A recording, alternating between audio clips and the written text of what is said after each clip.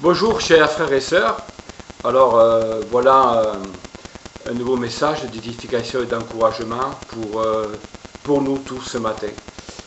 Et là, ça fait un moment que je pensais à la gratuité de l'amour de Dieu. Et je me dis comment on peut vivre de l'amour gratuit de Dieu sans en faire, cet amour-là, sans en faire un droit à imposer, à être aimé par l'autre en fait. Parce qu'on va voir qu'en fait que le droit à être aimé tue la gratuité de l'amour. Je vais y revenir, mais pensez à ça, c'est que le droit tue la gratuité. Pourquoi? Parce que le droit va amener dans l'amour quelque chose de légal. Et si on n'accomplit pas ce qui est légal, c'est-à-dire si l'autre m'impose à moi le droit d'être aimé par lui, si moi je ne le fais pas, eh bien il va avoir quoi? Un jugement sur ma vie. Donc, l'amour gratuit n'a pas pour effet de juger quelqu'un. Mais par contre, l'amour gratuit n'a qu'un seul but, il donne gratuitement à l'autre ce qu'il n'a pas. D'accord? Alors, la parole de Dieu nous dit quoi? La parole de Dieu nous dit que dans 1 Jacques chapitre 4 verset 8, déclare que Dieu est amour. Jean 3,16 nous dit que Dieu par amour a donné son Fils à l'humanité pour qu'elle soit sauvée. Donc, Dieu est amour, il donne donc ce qu'il est. Donc, il donne donc de l'amour. Puisque Dieu est amour, il va donner ce qu'il est, donc il va donner de l'amour à l'humanité qui en manque énormément. Maintenant, l'amour de Dieu par rapport à l'amour humain a une caractéristique qui est très étonnante et étrangère à nous, c'est que l'amour de Dieu, lui, il est gratuit. Il n'est pas payant, on n'a pas à rembourser l'amour de Dieu, parce que si on le rembourse, ça veut dire qu'il n'est pas gratuit. Dans l'amour de Dieu, sa caractéristique principale, c'est qu'il est gratuit. On voit ça dans Romains chapitre 3, verset 24, qui dit que ils sont gratuitement justifiés par la grâce de Dieu. La gratuité de l'amour de Dieu pour nous permet l'amour, car il ne revendique rien en retour pour l'autre. Son amour gratuit nous donne la liberté d'aimer l'autre gratuitement aussi.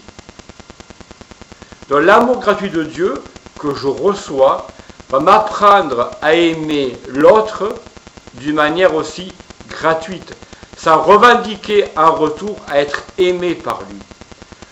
Donc vous voyez que c'est quelque chose de tout à fait nouveau qui arrive dans notre vie. Quand on devient chrétien, on découvre cet amour gratuit qui nous presse, qui nous envahit et qui nous enseigne à aimer aussi gratuitement.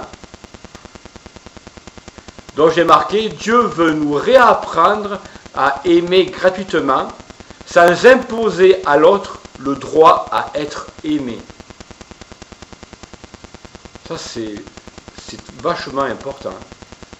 C'est que découvrir l'amour, découvrir qu'on peut aimer l'autre sans rien attendre de l'autre. Donc ce n'est pas un amour humain ou naturel, c'est un amour divin que je reçois et que je peux donner, car je ne peux uniquement donner ce que j'ai reçu. Ou alors, si je n'ai pas reçu, je vais donner mais en me forçant. Et si je me force et que je ne reçois rien en retour, eh bien je serai frustré. Vous comprenez? L'amour gratuit, il n'est pas frustré, puisque l'amour gratuit n'attend rien en retour. Donc, il n'est pas frustré. L'amour gratuit n'est que don gratuit. N'est que don gratuit. Maintenant, si on réfléchit bien, chers frères et sœurs, la seule personne sur terre qui aurait eu le droit de revendiquer d'être aimé et accepté, c'est le Christ. Lui seul. Le créateur de tout.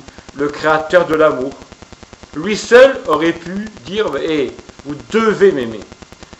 Est-ce qu'il a dit ça? Non. le Christ, il a servi et il a donné sa vie par amour pour ses ennemis. L'amour de Christ, le Christ a élevé l'amour à son niveau le plus élevé. Mourir par amour pour ses ennemis. C'est le don gratuit par excellence. Mourir par amour pour ses ennemis. C'est le don gratuit par excellence. Maintenant, nous, l'être humain, hommes et femmes, petits et grands, vieux et jeunes, quel est notre problème originel ou fondamental? Bien, on le voit dans Genèse chapitre 3, qui nous relate la chute et l'entrée du péché dans l'humanité. C'est que dans le cœur de chaque être humain, il y a, j'appelle ça, la blessure originelle. C'est quoi ça, la blessure originelle?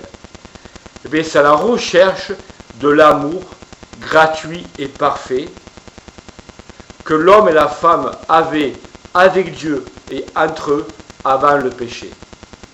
Je répète, c'est la recherche de l'amour gratuit et parfait que l'homme et la femme avaient avec Dieu et entre eux avant le péché. Le péché a détruit l'amour gratuit relationnel, aussi bien avec Dieu qu'avec moi-même, puisque beaucoup de gens ne s'aiment pas, et qu'avec l'autre. On voit que avec le péché, la relation entre l'homme et la femme a changé. Ce n'est plus un rapport d'amour gratuit, mais c'est un rapport de force entre les deux. Donc un brisement, une blessure est dorénavant installée dans le cœur de chaque être humain. Chaque être humain recherche cet amour gratuit et parfait qu'il a perdu à cause du péché qui est entré dans l'humanité.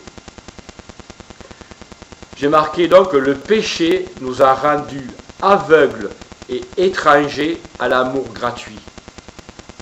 En devenant chrétiens, le Christ désire que nous réapprenons à nous aimer gratuitement, à l'aimer lui gratuitement, et nous à s'aimer gratuitement. Trop de gens se disent, je suis indigne d'être aimé, je suis indigne même moi-même de m'aimer. Pourquoi? Parce que c'est comme ils mettent une loi, une règle sur eux ou sur les autres. Une loi de performance ou d'acceptation ou de perfection. Non, l'amour de Dieu, il est gratuit. L'amour de Dieu ne me demande pas d'être parfait, il me demande d'être uniquement reçu par la foi.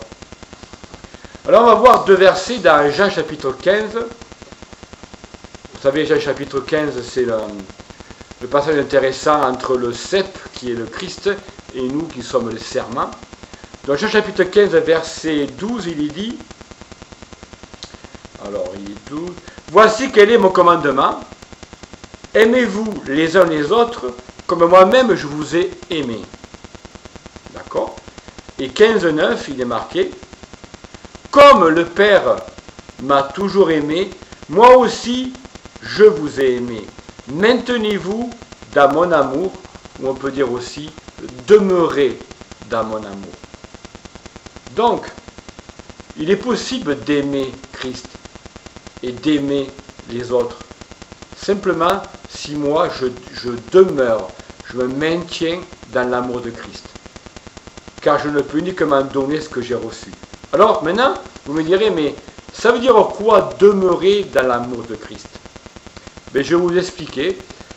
L'explication, elle est quand vous lisez Jean 15, entre la relation qu'il y a entre le cep, qui est le Christ, et moi, le serment.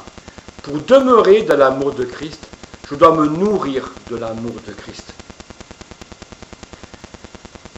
Et puis, la sève d'amour, en fait, parce que le cep nourrit le serment par la sève qui circule, dans la sève d'amour qui permet au serment de recevoir la vie du cep, dans la sève d'amour qui permet à moi, le chrétien, de recevoir l'amour de Christ.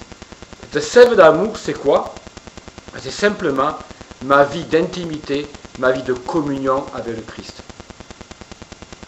Plus je vais avoir une vie d'intimité, une vie de relation, de communion avec le Christ, et plus je vais recevoir, plus je serai nourri, plus je vais demeurer dans l'amour de Christ.